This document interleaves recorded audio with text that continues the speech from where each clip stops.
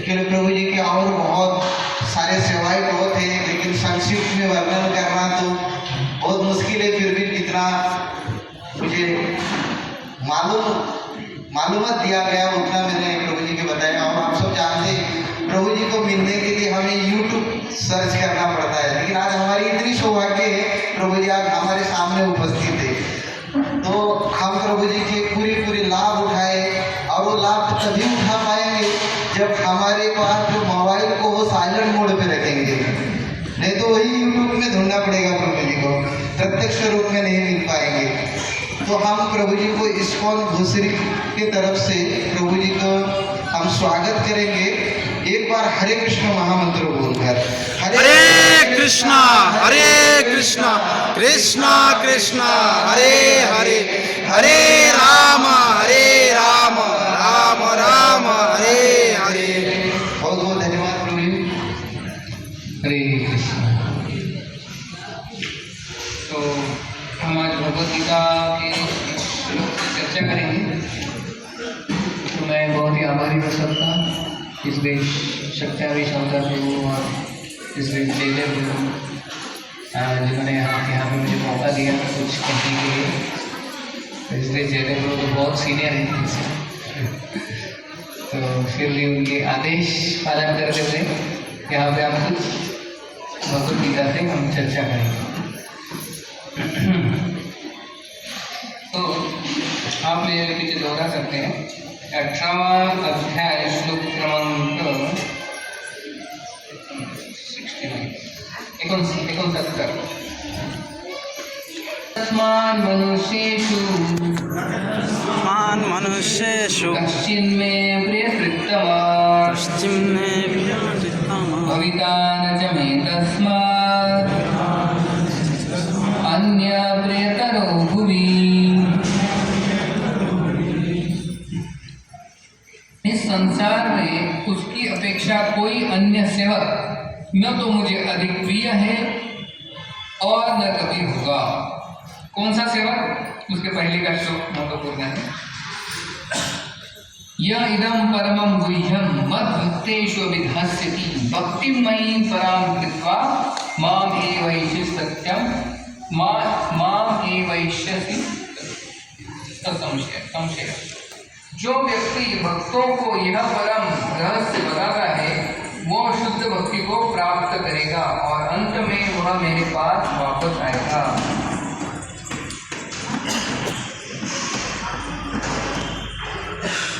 तो इसका तात्पर्य पढ़ेंगे।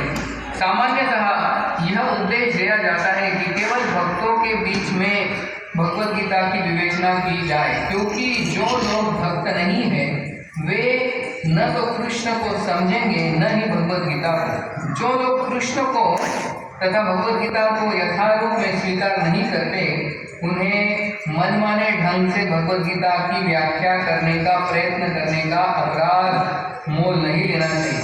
भगवद गीता की विवेचना उन्हीं से की जाए जो कृष्ण को भगवान के रूप में स्वीकार करने के लिए तैयार हो। यह एकमात्र भक्तों का विषय है। दार्शनिक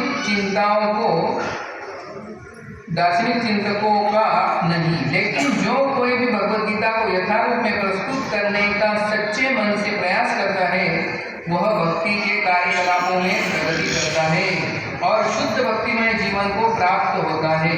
ऐसी शुद्ध भक्ति के फल स्वरूप उसका भगवत धाम जाना ध्रुव है या निश्चित है। हरे कृष्ण। तो बहुत ही अच्छा लग रहा है इधर 500 पोल इतने सारे गाइयों के साथ और भक्तों के साथ। मैं बहुत पहले आया था इधर, अभी 2-3 साल पहले जन्माष्टमी का कार्यक्रम हुआ था दाऊदी टेम्पल के साथ। तो इतना बड़ा हॉल और इतने सारे भक्त, करीब 200-300 भक्त आते हैं मैंने सुना। तो ये जो महीना चल रहा है ये है गीता जयंती, यानी बुक डिस्ट्रीब्यूशन। तो श्रील प्रभुपाद हमेशा कहते थे if you want to please me distribute my book, यानी अगर आपको मुझे प्रसन्न करना है तो मेरी गीता में बांटो, प्रचार करो। प्रचार करने से, किताबें बांटने से श्लोक बहुत प्रसन्न होते हैं। तो यहाँ पे इस श्लोक में यही कहा है कि न च तस्मात् मनुष्येषु कश्चिन् मे प्रियकृतमा भविता न च मे तस्मात् अन्य प्रियतरो भुवि। कि ऐसा भगवान बोल रहे अर्जुन को कि जो व्यक्ति मेरे संदेश का प्रचार करता है सब जगह पे, उससे प्रिय मुझे कोई ना था, कोई ना है और कोई ना रहेगा। तो जो प्रचारक होता है, भगवत गीता का संदेश, भगवान का संदेश लोगों तक पहुंचाता है, वो भगवान को बहुत ही प्रिय होता है। तो इसलिए भगवान को अगर प्रसन्न करना है तो जो हमें मिला है भक्ति का ये वरदान, वो दूसरों तक पहुंचाना चाहिए।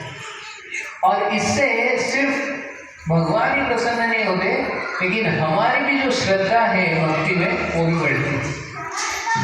हम जब ये ज्ञान दूसरों को देते हैं, प्रचार करते हैं, तो हमारी श्रद्धा इस प्रोसेस पे, इस प्रक्रिया पे, भक्ति में और दृढ़ हो जाए। जैसे उदाहरण देते हैं, एक फार्मास्यूटिकल कंपनी था, यानी औषध बनाने का, औषध फार्मास्यूटिकल कंपनी। तो उसमें वो कई दवाई बनाते थे और खासकर जो कैंसर और ऐसी जो किसी अलग अलग व्याधि होते हैं बड़े खतरनाक, उसके ऊपर ये दवाई बनाते ये कंपनी। तो इस कंपनी में एक बार हुआ ऐसे कि उनका जो प्रोडक्शन था बहुत ही नीचे गिर गया, डाउन हो गया। तो मैनेजर सोचने लगा कि ऐसा क्यों हो रहा है, ऐसा क्यों हो रहा है।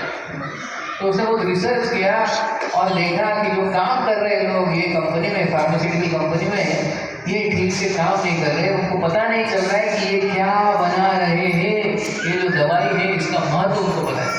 तो फिर मैनेजर ने एक आइडिया दिया, उसने बोला कि जो भी अंदर के लोग हैं जो काम कर रहे हैं, दवाई बना रहे हैं, उनको एक टास्क दिया जाएगा। क्या है कि तुमको ये जो दवाई आप बनाते हो, ये दवाई लोगों तक पहुंचाना है, तुमको ही पहुंचाना है। तुमको तो बनाना ही है और बना के ये दवाई लोगों तक पहुंचाना है। जो व्याधिग्रस्त है, जो पीड़ित है, उनको ये दवाई खुद आप जाके पहुंचाना है गाँव गाँव तक। ठीक है। तो मैनेजर ने जब वो दवाई तैयार हो गया, सबको बोला चलो ले लो अपना अपना दवाई और चलो निकलो बाहर, आपको पेशेंट तक जाना है, जिसको व्याधि हुई है, कैंसर या ऐसी खतरनाक दवाई बीमारी हुई, उन तक ये दवाई पहुँचे। तो सब गए गाँव गाँव में, छोटे छोटे गाँव में, जहाँ पे लोग पीड़ा में थे और उनको व्याधि हुई थी। तो जब वो देते थे लोगों को, तो जब लोग लेते थे तो इतने आतुरता से वो लेते थे, क्योंकि व्याधि हुआ है, मरने वाला है, तो मरता क्या नहीं करता बोलते तो जो दवाई मिल रहा है वो तो इतने आतुरता से लेता और उसको धन्यवाद देता कि तुमने ये दवाई दिया, बहुत बहुत धन्यवाद, इससे मेरी जान बचने वाली है। लेकिन कोई जब किसी का जान पे आती है, उसका व्याधि हुआ है, उसको मरने वाला है, तो दवाई, ये दवाई, वो दवाई, सब दवाई ट्राई करता है कि तो जब ये लोग जाते हैं और पेशेंट से मिलते हैं, जो व्याधिग्रस्त है उनसे मिलते हैं, उनको दवाई देते हैं, तो ये लोगों को पता चलता है ये दवाई का महत्व, ये जो दवाई हम बना रहे हैं कितना मूल्यवान है, एक एक व्यक्ति की जान बचा सकता है। तो इस दवाई का जब महत्व को पता चला, तो उनका जो एंथुसियाज्म था प्रोडक्शन में दुगना हो गया। कि उनको लगा कि ये दवाई जो हम बना रहे हैं कितना महत्वपूर्ण दवाई है, इससे लोगों की जान बचती है। तो उनका प्रोडक्शन जो था पहले अगर 100 था तो 200 हो गया, डबल हो गया। तो मैनेजर की जो आइडिया थी वो काम कर रही। तो ये जो और टेक्निक है ये हमको भी लागू होता है। बराबर हम भक्ति कर रहे हैं, हम भक्ति में आए हैं, जप कर रहे हैं, भगवान की सेवा कर रहे हैं, स्मरण कर रहे हैं, पढ़ रहे हैं, तो हमें तो भक्ति मिल गई। किसी भक्त ने हमें भक्ति दे दी, भगवान के पास लाया, सत्संग में लाया। लेकिन हम जब भक्ति करते हैं, प्रचार नहीं करते, तो हमारा जो प्रोडक्शन डाउन हो जाता है और हमको लगता है कि क्या है भक्ति, इतने सारे भक्त हैं आजू बाजू में, 300 भक्त है, मुस्लिम में इतने सारे भक्त है, पुणे में इतने सारे भक्त है, इसमें क्या नया चीज़ है। तो हम भक्ति को कैजुअली लेते हैं, ठीक है ना, क्या जब कर रहे हैं, जब करोगे तो पा रहे हैं, 1 2 3 4 16 वाला कैसे तो कर लेते हैं। सत्संग में आता है, अभी क्या है, प्रसाद एंड में होता है तो सुनना पड़ेगा 1 घंटा, पहले प्रसाद होता तो चले जाता है तो कभी कभी हमारा भक्ति में एंथुसियाज्म डाउन हो जाता है, शोभा की किताबें पढ़ना है, नींद आ जाती है, भागवत, ये सारी जो चीज़ें में हमारा प्रोडक्शन है, एंथुसियाज्म डाउन होता है। लेकिन हम जब बाहर जाते हैं, लोगों को ये भक्ति देते हैं, किताबें देते हैं, ये ज्ञान देते हैं, तो तब पता चलता है कि लोग बाहर कितने पीड़ित हैं, कितने दुखी हैं, और जब उनको ये ज्ञान मिलता है तो उनका जीवन बच जाता है, उनके जीवन में आनंद आता है। तब हम ये देखते हैं तो हमारा जो एंथुसियाज्म, हमारा जो उत्साह है भक्ति में, वो दुगना हो जाता है। तो किसका फायदा ज़्यादा लोगों का हो रहा है और हमारा हो रहा है? हमारा ज़्यादा फायदा हो रहा है, क्योंकि हमारा जो उत्साह है, हमारा जो भक्ति में जो दृढ़ निश्चय है, कन्विक्शन है, वो बढ़ जाता है। तो जैसे प्रभु जी ने बताया, हमारा यूट्यूब चैनल है, तो मैं जो प्रचार करता हूँ यूट्यूब पे, तो मेरा नंबर भी डाला है, तो मुझे कांटेक्ट करते हैं कुछ लोग, और खासकर युवा, यूथ्स 15 से 20 साल में, 20-25 साल में, और सबका एक कॉमन प्रॉब्लम है कि मैं इतना डिप्रेशन में हूँ, मैं इतना एंजाइटी में हूँ, इतना टेंशन है मुझे कि मैं सोच रहा हूँ सुसाइड कर लूँ। ऐसे बड़ी सारे मुझे व्हाट्सएप आते हैं, कॉल्स आते हैं, मुझे कृपया करके काउंसलिंग कीजिए। तो मैंने तो ऐसे ही नंबर दिया होगा, लेकिन इतने सारे लोग कॉल करते हैं, खासकर यूथ, इतने डिप्रेशन में, बोला क्या प्रॉब्लम है, इतना डिप्रेशन में क्यों, सुसाइड क्यों करना चाहिए? क्योंकि हम भक्ति में इतना आनंद में है, लेकिन बाहर क्या चल रहा है हमको पता ही नहीं।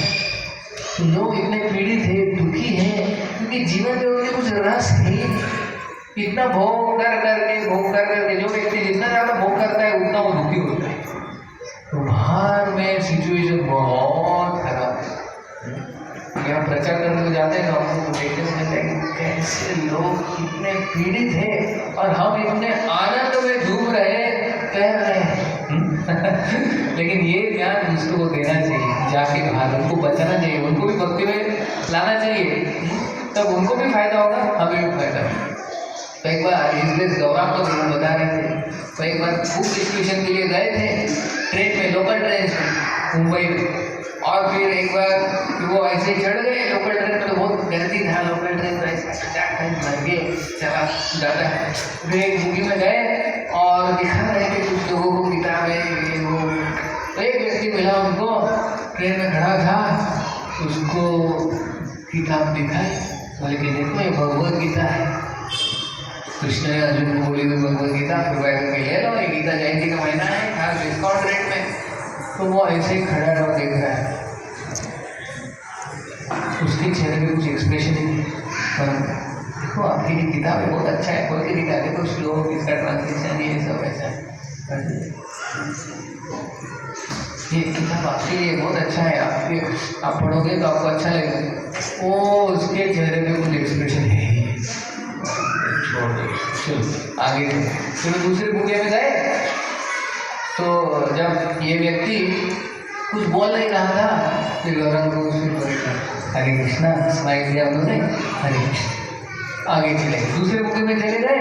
तो जब दूसरे बुके में चले गए, ये व्यक्ति भागते भागते आ गए, गौरव को पीछे पीछे बोला मुझे किताब दे दो, मुझे भगवद गीता दे दो। अरे इतने देर से मैं तुमको समझा रहा था, तुम तो सिर्फ देख रहे थे, कुछ बोल ही नहीं, तुम्हारे चेहरे कुछ एक्सप्रेशन ही है, अभी तो भागते में पीछे आ गए। बोले देखो पिछले कई सालों से मुझे देख के किसी ने स्माइल दिया ही नहीं। आप पहले व्यक्ति हो, इतने सालों के बाद मुझे देख के स्माइल, इसलिए गीता दे दो। पहले बोलना था, मैं जोर जोर से हंसा रहता तो देखो लोगों के जीवन में ऐसा दुख है, इतनी पीड़ा है, वो उनको देख के कोई स्माइल देता नहीं, और ये भी देख के किसी को स्माइल देते नहीं, जीवन में इतना निर्रस चला गया है, तो लोग इतने दुखी हैं। हम भी मुंबई में थे 1-2 साल जॉब पे, लोकल में लोग ऐसे एकदम डल मंद सुमंद मतयो, जैसे बोले ना भागवत में, ऐसे होते हैं। क्योंकि इतना उनको काम करना पड़ता है, गधे जैसा। जॉब में रहते हैं तो जॉब में जो बॉस होता है वो डांटता है, वो परेशान करता है। घर पे आते हैं तो घर की पत्नी बच्चे वो परेशान करते हैं, तो और बीच में लोग रहते हैं इधर कुआं इधर खाई लोग ऐसे लोग हैं तो बहुत पीड़ित हैं और बहुत। और जो WHO का जो स्टैटिस्टिक्स है, मैं तो पढ़ के हैरान हो गया कि इंडिया में सिर्फ भारत में जो हर रोज करीब करीब 400 सुसाइड हुए, 400 के करीब भारत में। अमेरिका वगैरह होता है कि भारत में 400 सुसाइड, लोग इतने फ्रस्ट्रेटेड हैं और न्यूज़ में पढ़ने को आता है इसने सुसाइड कर लिया। तो लोग इतने पीड़ित हैं, लोगों को ये चाहिए, अगर हम ये ज्ञान देंगे तो उनका जीवन बच सकता है। तो इसलिए जब हम बाहर जाके ज्ञान देते और लोगों को देखते हैं कि लोगों का जीवन बदल रहा है, तो हमें भी भक्ति में आनंद आने लगता है। तो अगर हमारे भक्ति में डाउन हो गया है, भक्ति में रस नहीं आ रहा है, तो क्या करना चाहिए? बाहर जाके दे दो किताबें दूसरों को, ये ज्ञान का प्रचार करो। और जब आप देखेंगे कि लोग इससे बदल रहे, उनका जीवन बदल रहा है, तो आपके जीवन में भी परिवर्तन है। यही प्रोसेस है। तो इसलिए प्रभुपाद को किसी ने पूछा था, प्रभुपाद आपने हमें ये भक्ति का मौका दिया, भक्ति करने का ये अपॉर्चुनिटी दिया इतना, उसके लिए हम आपके लिए क्या करें, कैसे ये जो ऋण है इसकी भरपाई करें? तो प्रभुपाद ने क्या बोला था? ये जो ज्ञान तुम्हें मिला है, ये जो हीरा तुम्हें मिला है, वो दूसरों को बांटो। इससे ही आप, मैंने जो आपके लिए किया है उसका आप भरपाई कर सकते हो थोड़ा बहुत। तो इसलिए गीता जयंती का महीना जो है, इसमें प्रभुपाद बोलते थे कि बुक डिस्ट्रीब्यूशन करना चाहिए। वैसे तो पूरे साल प्रभुपाद बोलते थे करना चाहिए, लेकिन एटलीस्ट कम से कम ये दिसंबर महीने में, और उसमें भी थोड़ा तो प्रयत्न करना चाहिए। पूरा महीना भी नहीं जमता होगा तो कुछ दिन एटलीस्ट भगवद गीता दे के, किसी को ये ज्ञान दे के इसका जीवन बदल सकता है, क्योंकि इस किताबों में इतनी शक्ति है। इसलिए प्रभुपाद बोलते थे, एक बार वो ऐसे भगवद गीता लेके बैठे और पढ़ रहे थे, तो एक शिष्य आया और श्रील प्रभुपाद को बोला कि स्वामी जी, ये जो किताब आपने ही लिखी, फिर आप क्यों पढ़ रहे हैं इसको? ठीक है, क्योंकि जब कोई ऑथर लिखता है कुछ किताब, तो उसने उसके ऊपर इतना सारा एडिटिंग, इतने सारे बार पढ़ा होता है वो किताब, तो उसको वो किताब पढ़ने का कभी मन नहीं लगता, क्योंकि उसने लिख के उसकी एडिटिंग करके इतने बार पढ़ा होता है। तो ऑथर अपना किताब कभी पढ़ता नहीं। लेकिन प्रभुपाद पढ़ रहे थे अपना किताब, तो ये शिष्य ने पूछा कि प्रभुपाद आप अपना ही किताब कैसे पढ़ रहे हैं, आपने लिखा है ये? आश्चर्यचकित हो गया वो शिष्य। तो प्रभुपाद बोले कि ये जो किताब है ये मैंने नहीं लिखा। किसने लिखा है? भगवान कृष्ण ने लिखा है।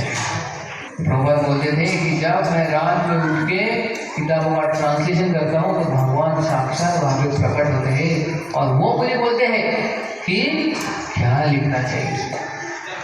तो तब शिष्य को पता चला कि ये किताबें डायरेक्ट भगवान ने लिखी है। तो भगवान ने लिखी है यानी इसमें जो शक्ति है, पोटेंसी है, वो अनलिमिटेड है। तो प्रभुपाद बोलते थे कि देखो ये किताब कृष्णा बुक था, कृष्णा बुक। प्रभुपाद बोले कि इसमें से ये अगर कृष्णा बुक कोई पढ़ लेगा तो उसका जीवन परिवर्तन हो जाएगा। फिर बाद में प्रभुपाद बोले नहीं, पूरा किताब क्यों, इसमें से एक अध्याय भी कोई पढ़ लेगा तो उसका जीवन बदल जाएगा। फिर प्रभुपाद बोले नहीं, एक अध्याय भी क्यों, एक पन्ना भी किसी ने पढ़ लिया इस किताब का तो उसका जीवन बदल जाएगा। अब बोले नहीं, एक पन्ना भी नहीं, एक लाइन भी इस किताब में से, एक लाइन, एक स्टेटमेंट भी कोई पढ़ लेगा तो उसका जीवन बदल सकता है। एक लाइन, एक शब्द भी कोई पढ़ लेगा उसके जीवन में परिवर्तन निश्चित है। प्रभुपाद बोले कोई एक किताब को स्पर्श भी करता है, स्पर्श मात्र से जीवन में परिवर्तन आ सकता है। देखिए इतनी इन किताबों में शक्ति है। हम देखते हैं जब बुक डिस्ट्रीब्यूशन में जाते हैं तो ऐसे किताब देते हैं किसी को, वो हाथ में भी लेता है तो उसके हृदय में परिवर्तन स्टार्ट हो जाता है, फिर उसको वो छोड़ने का मन नहीं करता फिर से, तो उसको थोड़ा एक्सप्लेन कर देंगे, थोड़ा पुश करेंगे तो वो ले लेता है किताब, इसलिए हाथ में देना चाहिए। तो हम स्कूल्स में कर रहे हैं बुक डिस्ट्रीब्यूशन, तो हम देखते हैं स्टूडेंट्स वगैरह किताब लेते हैं बुक्स उनको, और इस एज में जो है अगर वो किताब पढ़ेंगे तो उनका जीवन बहुत उज्जवल है। तो हम स्कूल्स में करते हैं, गाँव में यूनिवर्स पार्टी में करते हैं, तो देखते हैं कि लोग एक्चुअली रुके, हम ही जाते नहीं लोग रुके कब ये कोई ला के हमें देगा ये ज्ञान, और कब उनके जीवन में सुख शांति आएगी। तो इसलिए बाहर जाके ये देना चाहिए। तो एक बार एक बाहर के देश में एक बच्ची थी, छोटी सी 10-12 साल की, वो बुक डिस्ट्रीब्यूशन कर रही है। तो वो बुक डिस्ट्रीब्यूशन कर रही थी और भगवद गीता दिखा रही थी ट्रेन में, सब ट्रेन से टच में, और बाकी के भक्त थे उनके साथ, बहुत सारे डिस्ट्रीब्यूशन कर रहे थे। तो जब ये लड़की आके एक बिजनेसमैन जो था उसको एक किताब दिखा रहा कि ये आप किताब ले लो, भगवद गीता ले लो।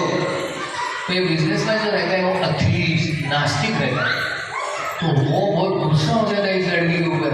इसने तिलक वगैरह पहना है, गले में कट्टी है, हाथ में भगवद गीता है, इस्कॉन, हरे कृष्णा। और जब ये लड़की 12 साल की लड़की जो किताब दिखाती है इस बिजनेसमैन को जो कि नास्तिक होता है, उसको गुस्सा आता है और वो किताब रहता है कृष्णा बुक, वो किताब लेता है और उसको नीचे डाल देता है और उसके ऊपर पैर देता है और उसके ऊपर नाचता है, और वो लड़की को बहुत गुस्सा हो जाता है उसके ऊपर, और वो लड़की को पकड़ के ट्रेन के बाहर निकल देता है।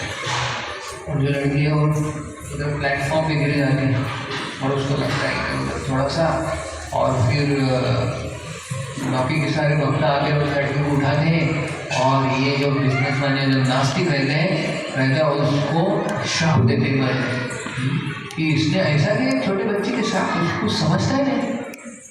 तो ये जो नास्तिक था बिजनेसमैन वो खुश हो जाता है, ये लोगों को मैंने अच्छा सबक सिखाया।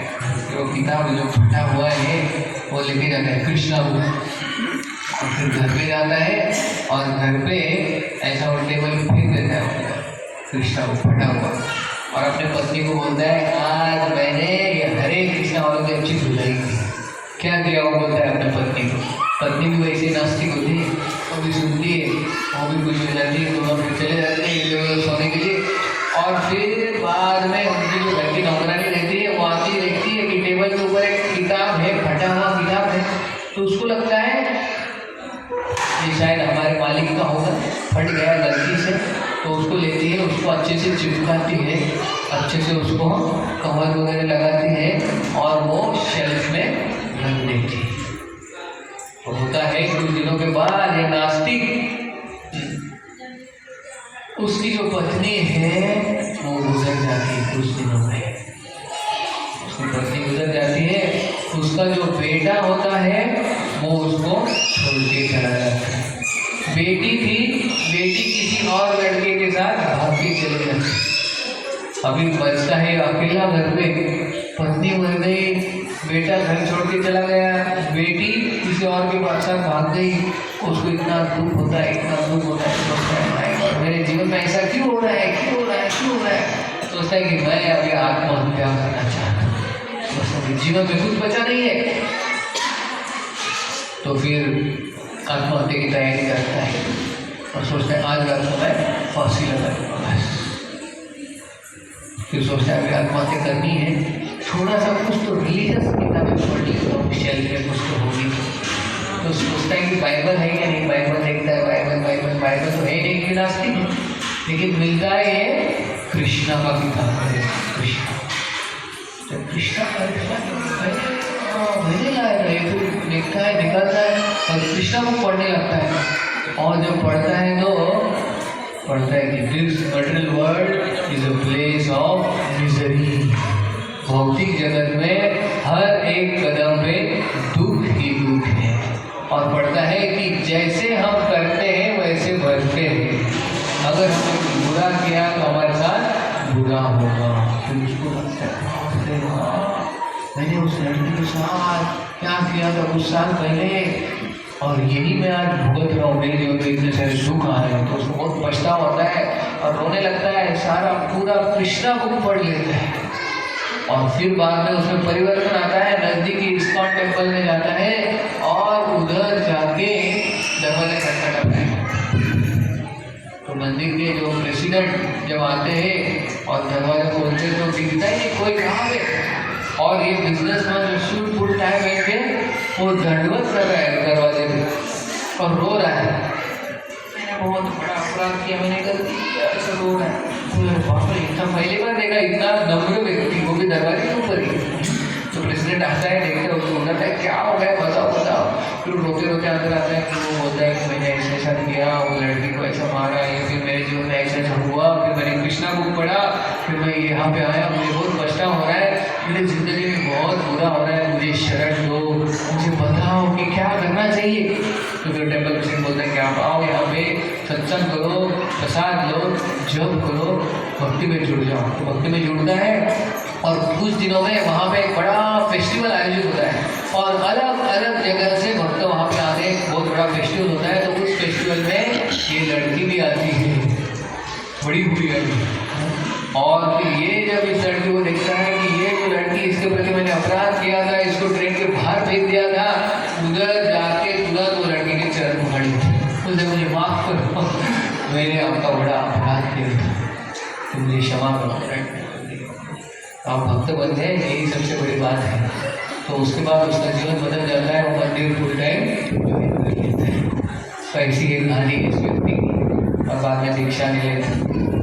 तो ऐसे ऐसे लोग हैं जो इन किताबों की वजह से परिवर्तन हो गया अपने जीवन, क्योंकि ये किताब डायरेक्ट भगवान ने लिखी है, इसमें बहुत शक्ति है। तो इसीलिए ये बाहर तक हमने पहुंचवानी चाहिए, बाहर तक लोगों को। तो हमारे जो भक्ति तीर्थ स्वामी महाराज, उनके तो बहुत सारे एडवेंचरस स्टोरीज हैं, जहाँ पे वो भगवद गीता भागवतम लेके जाके लोगों तक देते थे और उनके जीवन में परिवर्तन आता है।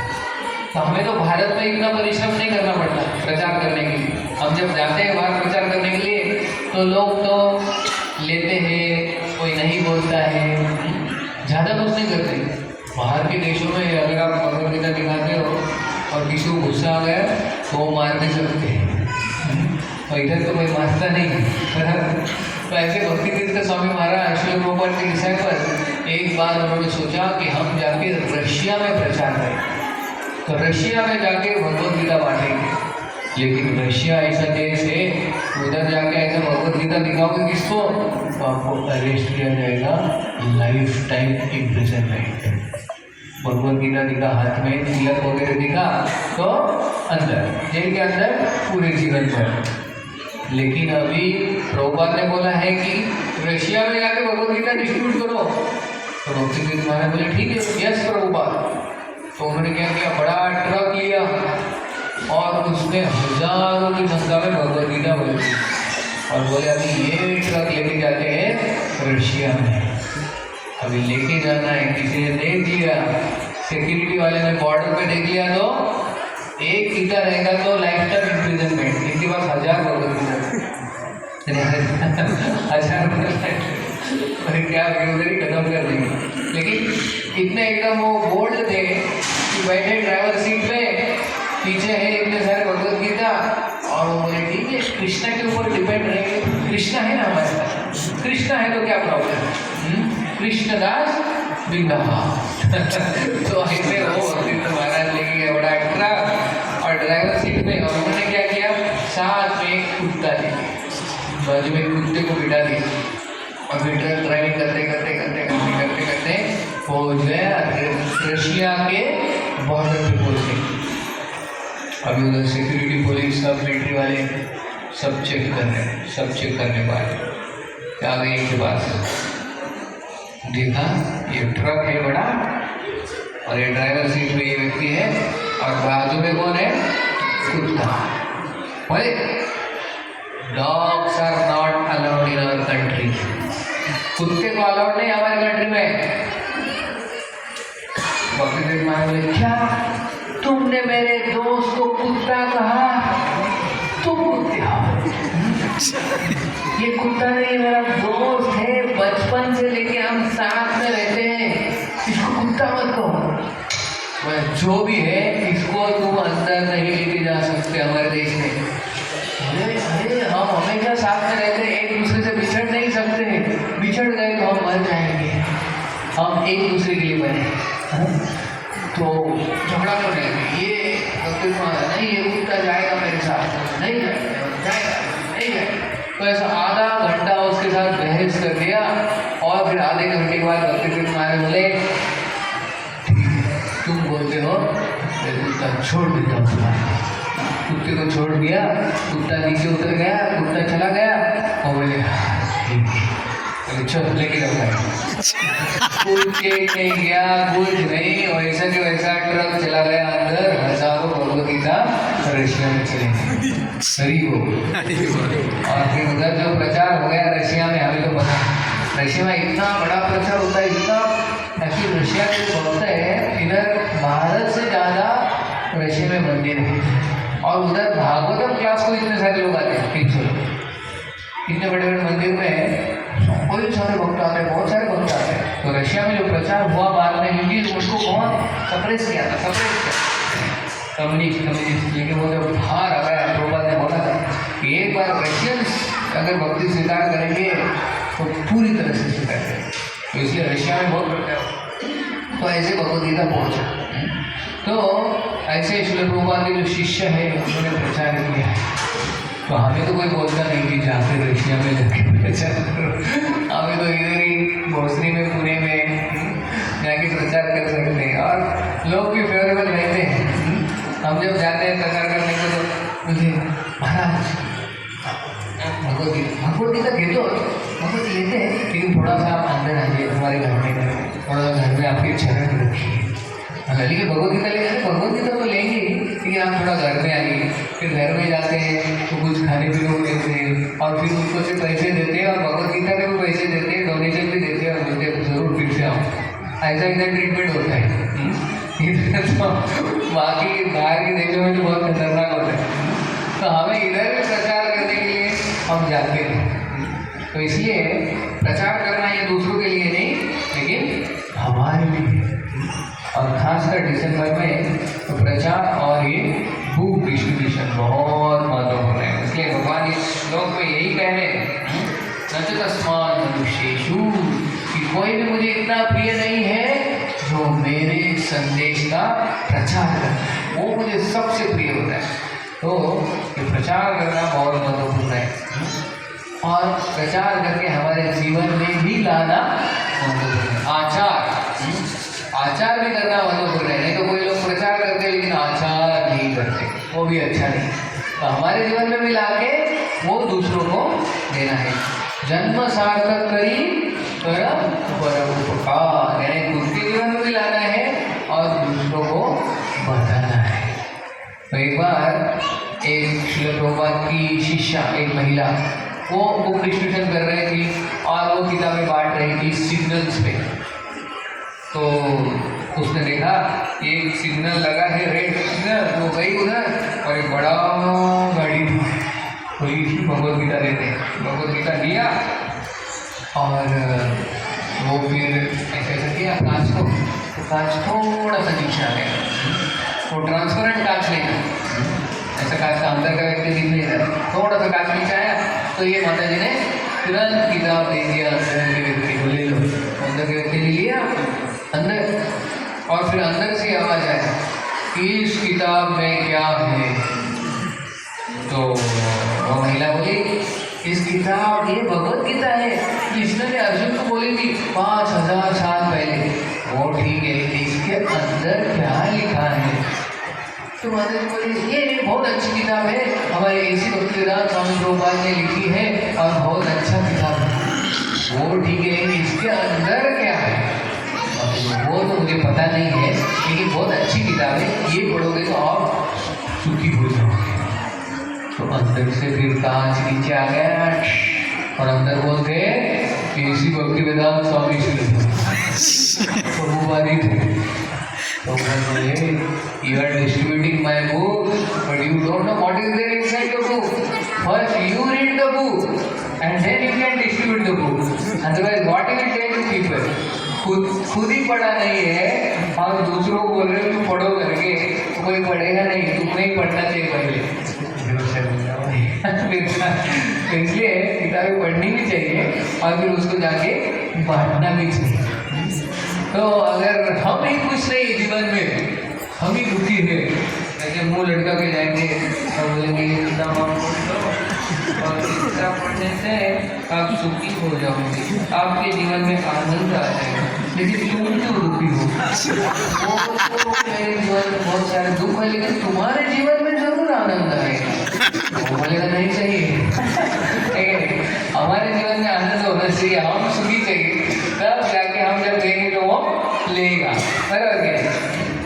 तो इसलिए हमें खुद भी पढ़ना है, जीवन में लाना है और दूसरों को भी देना है। तो लोग बहुत सारे मिलते हैं, कई सारे कारण बोलते हैं क्यों नहीं चाहिए। ठीक है, एक व्यक्ति मिला था, वो बोला, उसको बोला ये भगवद गीता लो, बोला नहीं, ये भगवद गीता जो है इसके ऊपर जो चित्र है कृष्ण और अर्जुन का, ये घर पे रखेंगे तो महाभारत होता है घर पे, है ना।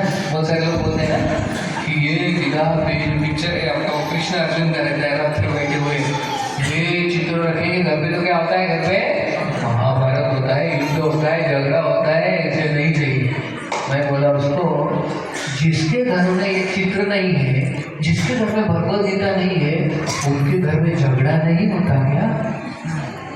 बोला उनके घर में भी होता है, तो फिर क्या प्रॉब्लम है?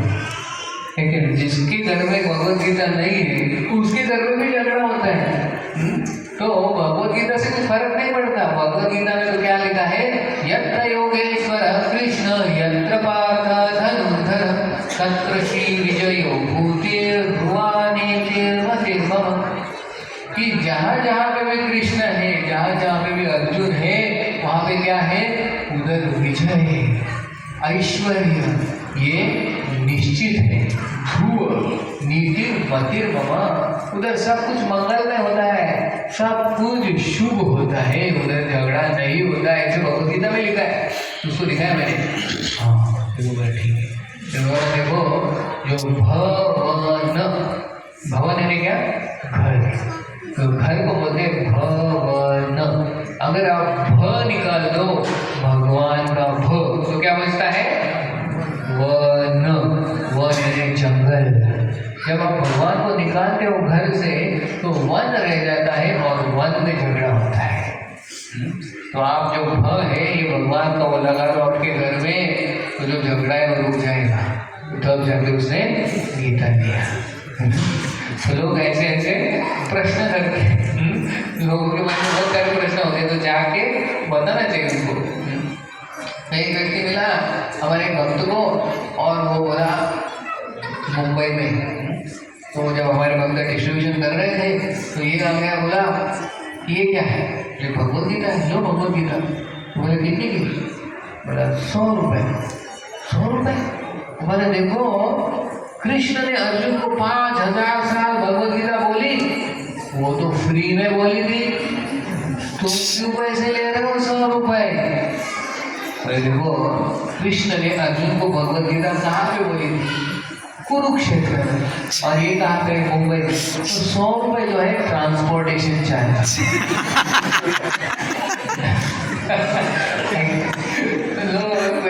भगवद गीता फ्री चाहिए, ऐसे लोग बोलते।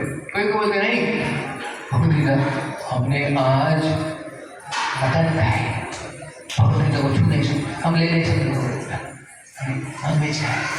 हमारे लोग तो बोले छो मत उसको, ना प्रॉब्लम, उसको पॉलीथीन में डाल के दिया, बोला ये लो। कुछ बोल नहीं सकता, पैसे लेके गए। तो ऐसे लोग क्या क्या कारण बोलते हैं नहीं लेने के लिए, लेकिन देना चाहिए जबरदस्ती। तो जब मिलते हैं, जब पढ़ते हैं, तो उनके जीवन में सद्गुण परिवर्तन आता है। ये किताब साधारण किताब नहीं है। तो जैसे हम किसी डॉक्टर के पास जाते हैं बराबर। हमें कुछ व्याधि हुई है, हम किसी डॉक्टर के पास जाते हैं। अगर एक डॉक्टर के पास जाते हैं, उधर व्याधि ठीक नहीं हुई, वो डॉक्टर जो है उसने दवाई दिया लेकिन ठीक नहीं हुई, तो हम क्या करते हैं? दूसरे डॉक्टर के पास जाते हैं। वो डॉक्टर के पास जाते हैं, उसको बोलते हैं ये प्रॉब्लम है, ये प्रॉब्लम है, वो दवाई देता है, उससे भी कुछ होता नहीं। फिर तीसरे डॉक्टर के पास जाते हैं, उसको बोलते हैं, वो दवाई देता है, उसका भी कुछ असर होता नहीं।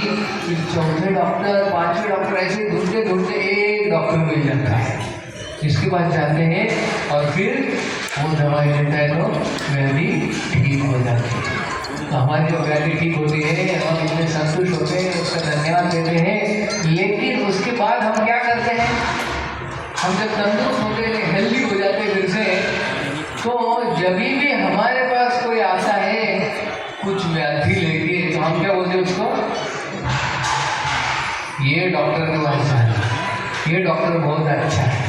मराठी में क्या बोलते? या डॉक्टर साहब गुण है तो ये डॉक्टर से गुण है कि ये डॉक्टर के पास जाओ, कोई भी व्याधि हो तो हम उसको वो डॉक्टर के पास जाए, क्योंकि मेरा व्याधि ठीक हो गया इसलिए तुम्हारा भी ठीक हो जाएगा। इसलिए हम वो डॉक्टर के बारे में प्रचार करते हैं, है कि नहीं?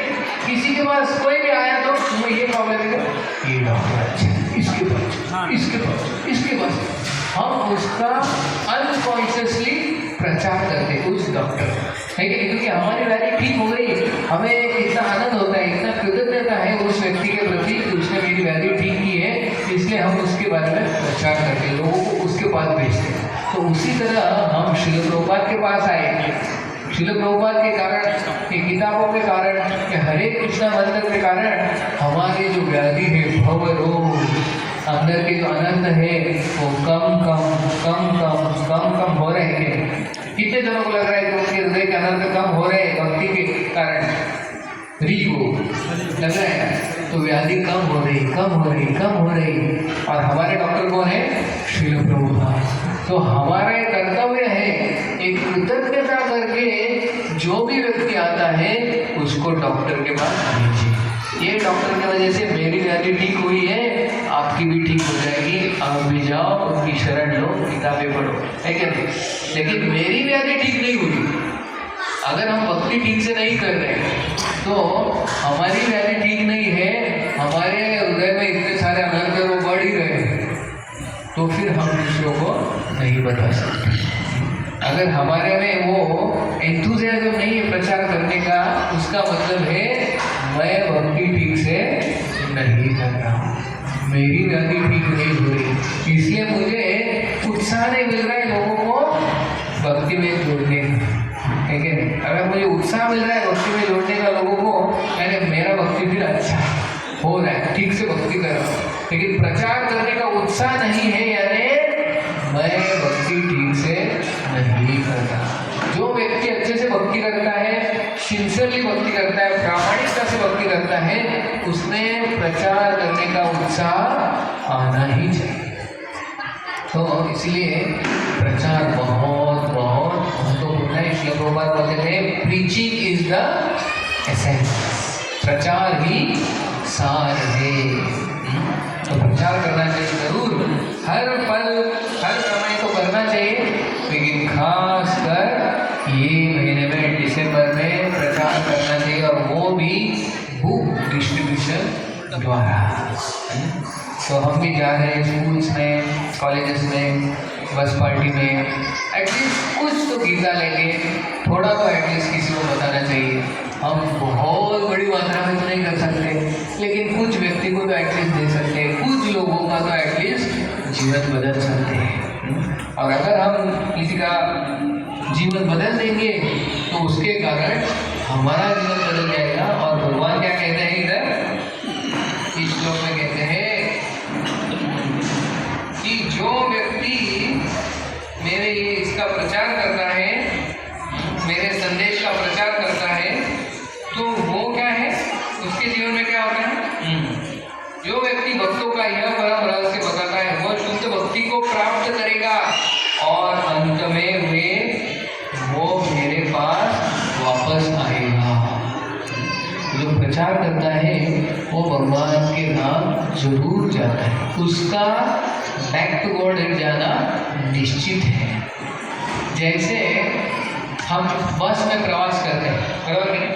एसटी बस में तो कितने लोगों ने प्रवास किया एसटी बस में?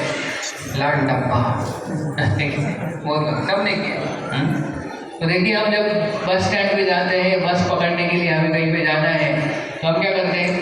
हमको पता है अभी गर्दी होने वाली है, तो लोग क्या करते हैं? जब लोग उतर रहे हैं तो क्या करते हैं? अपना क्या करते हैं? जगह कैसे पकड़ लेते हैं?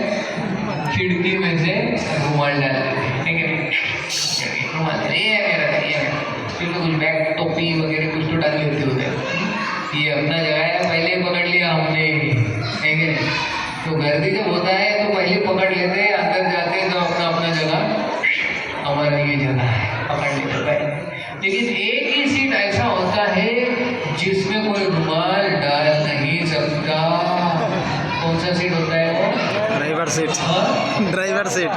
ड्राइवर का, कंडक्टर का तो कभी भी चला भी जाता है लेकिन ड्राइवर सीट पे देखा कि किसी ने ये रुमाल डाला है, होता है ये मेरा सीट है, मैंने रुमाल डाला है।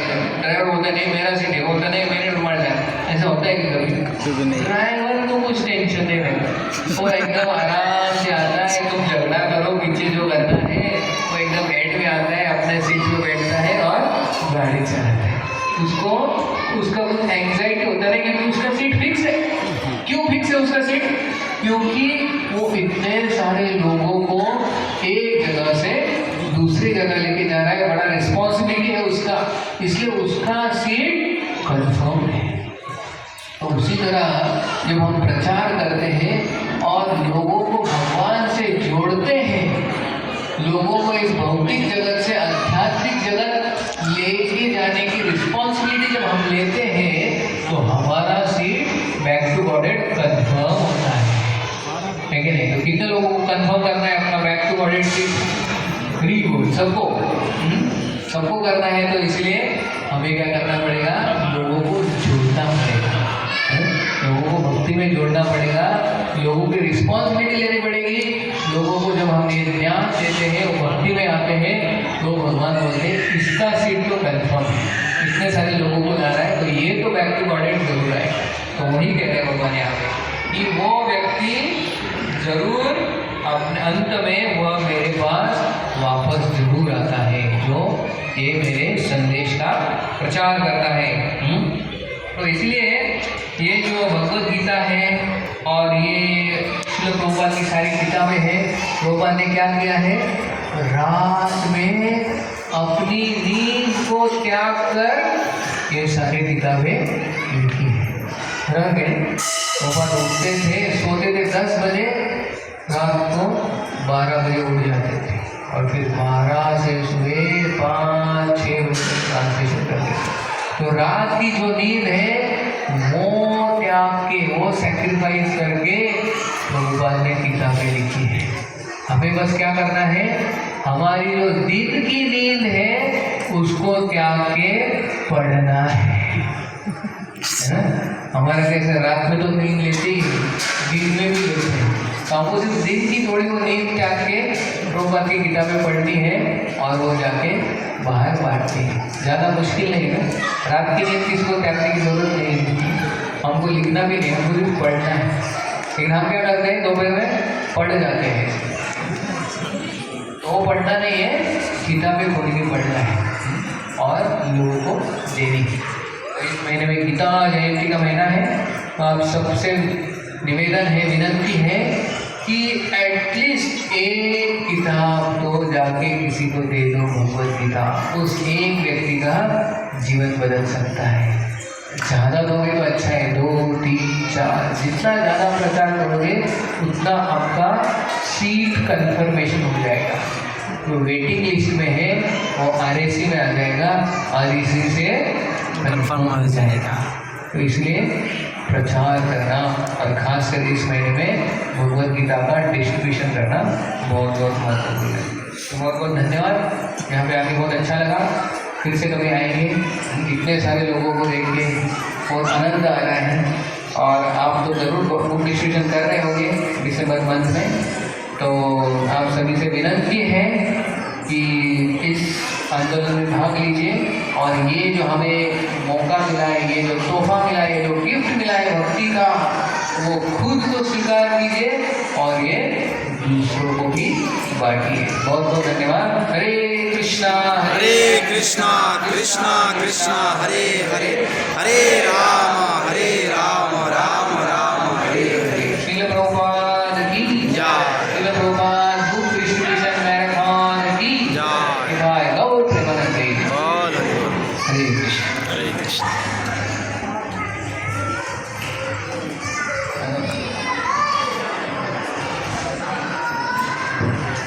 हरे कृष्णा। बहुत बहुत धन्यवाद प्रभु जी। उपस्थित सभी भक्तों को ईश्वर गोष्ठी की तरफ से धन्यवाद और आभारी। आज हमें श्रीमान चैतन्य चंद्र प्रभु जी ने, सभी की इच्छा होता है कि हम भगवान को प्रसन्न करें, भगवान से कृपा प्राप्त करें।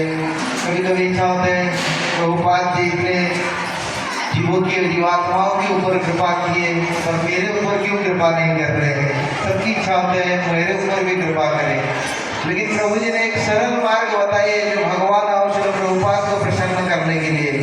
तो एक और सभी भौतिक जगत में बहुत सारे लोग माया के साथ युद्ध कर रहे हैं, पर युद्ध करने की अवस्था में उनके पास कोई अस्त्र नहीं है, उसके कारण वो दुख भोग रहे हैं। लेकिन उसका एक ही मार्ग है प्रभु जी ने जैसे बताया, वो है प्रचार।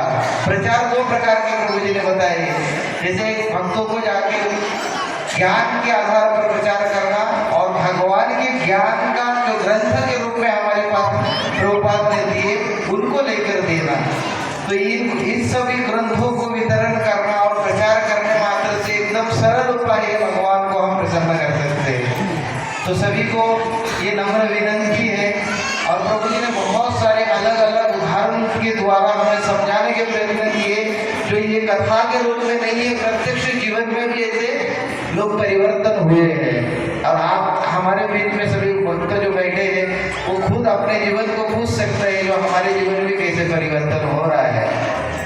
तो सभी भक्तों को नम्र विनंती है, जिनको इन प्रचार में सहभाग लेना है, यहाँ स्टॉल लगा हुआ है श्रीमान महाभारत प्रभु जी के पास से। जितने मात्रा में आपको ग्रंथ लेके जाना है, दूसरे तरफ पहुंचाना है, तो आप वहां से लेके जाके पहुंचा सकते हैं। और जिन हमारे भक्त है, बहुत से भक्त वृंद है, तो उन सभी को भी विनंती है जिन्होंने अभी तक ग्रंथ वितरण शुरू नहीं किए हैं, तो उनको भी विनंती है आप जाकर महाभारत प्रभु जी के पार्किंग में उज्ज्वल कृष्ण प्रभु जी के पास से आप ग्रंथ ले सकते हैं। और आज हम प्रभु जी का इतने सुमधुर वाणी के द्वारा इतने सुंदर सिद्धांतों को बताए प्रभु जी ने, तो प्रभु जी को इस्कॉन भोसरी की तरफ से हम आभार प्रकट करेंगे 3 बार हरि बोल बोलकर। हरि बोल, हरि बोल, हरि बोल। और आज प्रसाद के रूप में